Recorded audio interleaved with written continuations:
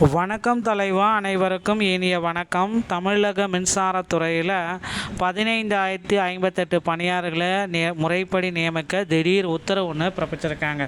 தமிழகத்தில் மின்சார பற்றாக்குறையெல்லாம் இனிமேல் கிடையாது, மின்சாரத்தை நாங்கள் எவ்வளோ வேணாலும் உயர்த்திக்குவோம் அப்படின்ட்டு பார்த்திங்கன்னா மரிய வில்சன் ஒரு பக்கம் சொல்லிகிட்ருக்காரு.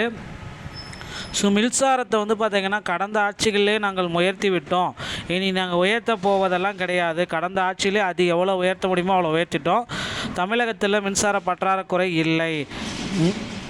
முதல்வர் விஜய் தலைமையில் நேற்று தலைமை செயலகத்தில் எரிசக்தி துறை ஆய்வுக் கூட்டம் நடைபெற்றது. இது தொடர்பாக தமிழக அரசு வெளியிட்டுள்ள செய்திக்குறிப்பில், தமிழ்நாடு முழுவதும் மின் உற்பத்தி மற்றும் கொள்முதல் போதுமான அளவில் இருப்பதால் மாநிலத்தில் மின்சார பற்றாக்குறை எதுவும் இல்லை. சென்னை மாநகர பகுதியில் மட்டும் சுமார் 2,275 கோடி மதிப்பில் மின் விநியோகம் கட்டமைப்பை மேம்படுத்தும் திட்டங்கள் செயல்படுத்தப்பட்ட உள்ளன. மாநிலம் முழுவதும் 121க்கும் மேற்பட்ட துணை மின் நிலையங்கள் 10,109 கோடி செலவில் அமைக்கப்பட்டு வருகிறது. மேலும் 231 துணை மின் நிலையங்கள் 15,032 கோடி மதிப்பில் அமைத்திட திட்டமிட்டிருக்காங்க. மின் பழுது காரணமாக பெறப்படும் புகார்கள் உடனுக்குடன் நடவடிக்கை எடுக்கவும், மின் பழுதுகளை சரி செய்ய தேவையான 15,058 மின் பணியாளர்களை முறைப்படி நியமிக்கவும், மின் தடவாள பொருட்களை உடனடியாக கொள்முதல் செய்யவும், மின் பணியாளர்களை ரோந்து பணியில் ஈடுபடுத்திடவும் முதல்வர் உத்தரவிட்டுள்ளார். இதுகுறித்து தமிழக மின்சாரத்துறையில் பற்றாக்குறை இல்லை என தமிழக அரசு தெரிவித்துள்ளது. ஆனால் தினமும் மின்வெட்டால் மக்கள் பெரும் பாதிப்புக்குள்ளாகி வருகின்றனர். மேலும் டெல்டா பகுதி மின் பற்றாக்குறையில் மின் மோட்டார்கள் பாதிப்படைந்துள்ளன என்ற விவசாயிகள் குற்றச்சாட்டு வருகின்றனர்.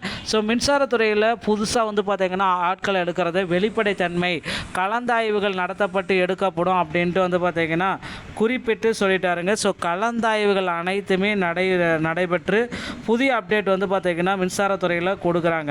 ஸோ மக்களை நீங்களும் ரெடியாக இருக்கவங்க. மின்சாரத்துறையில் இன்னும் ஒரு சில தினங்களில் ஒரு மிகப்பெரிய ஒரு அறிவிப்பு, 15,058 பேர் பார்த்திங்கன்னா வேகன்சிஸ் எலிஜிபிலிட்டி எல்லாமே முதல்வர் விஜய் அவர்கள் வெளியிட இருக்காரு.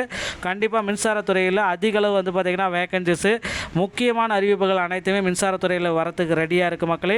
ஸோ மின்சாரத்துறையில் வேலை வாய்ப்புக்காக இப்போ இருந்தே தயாராகி கொள்ளுங்கள். உங்கள் அருகாமையில் இருக்கிற இபி மின்சாரத்துறை வட்டார அலுவலகத்தை அணுகி அங்கே இருக்கிற சில நெறிமுறைகளை கேட்டு தெரிஞ்சுக்கோங்க. என்னென்ன வேகன்சிஸ் அந்த இடத்துல இருக்குது அப்படின்றத நீங்கள் தெரிஞ்சுக்கணும்.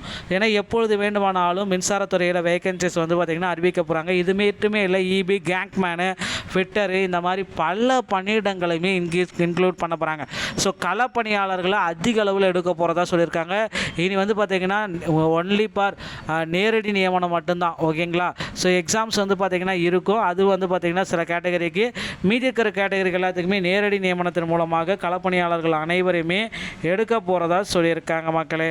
ஸோ இதுக்கான அப்டேட் பார்த்திங்கன்னா இன்னும் ஒரு சில அதிகபட்சம் இன்னும் ஒரு வாரத்தில் மின்சாரத்துறையில் எவ்வளோ வேகன்சிஸ் இருக்குது, யாரெல்லாம் விண்ணப்பிக்க தகுதியான நண்பர்கள் அப்படின்ற ஒரு மிகப்பெரிய பட்டியலை மின்சாரத்துறை வாரியத்தின் அமைச்சர் அவர்கள் வெளியிட போகிறாரு. ஸோ இப்போ தயாராகி கொள்ளுங்க. உங்களுடைய ஃப்ரெண்ட்ஸ் அண்ட் ஃபேமிலிக்கு இந்த ஒரு வீடியோ பதிவை ஷேர் பண்ணிவிடுங்க, அவர்களுக்கும் இது பயனுள்ளதாக இருக்கட்டும். வீடியோ உங்களுக்கு பிடிச்சிருந்தால் நீங்கள் நம்மளுடைய சேனலோடு இணைந்திருங்கள். நன்றி, வணக்கம், தேங்க்யூ.